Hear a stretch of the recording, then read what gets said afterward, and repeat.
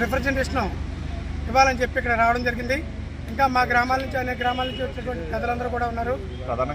మా ప్రధాన డిమాండ్స్ ఏంటంటే ప్రతి మత్స్యకారుడికి కూడా నెలకు 15,000 రూపాయలు, రేషన్ కార్డు ఉన్న ప్రతి మత్స్యకారుడికి నెలకు 15,000 రూపాయలు ఇవ్వాలి.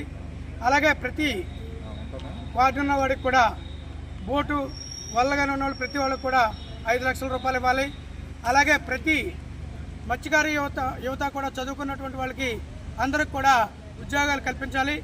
అలాగే త్రాగునీరు, మౌలిక వసతులు అనగా రోడ్లు, అలాగే విద్య, వైద్యం అన్నీ కూడా కల్పించాలని చెప్పి ఈ రోజుని ఇవ్వడం జరుగుతుంది. మేడం గారిని కలవడం జరుగుతుంది. మాకు యనమల రామకృష్ణ గారు నియోజకవర్గంలో అన్ని విధాలు కూడా ఆయన కూడా తెలియజేయడం జరిగింది. మత్స్యకారులందరికీ కూడా మీకు ఎప్పుడూ కూడా మేము వెన్నుదన్నుగా ఉంటాం. ప్రభుత్వంతో కూడా మేము మాట్లాడి మీకు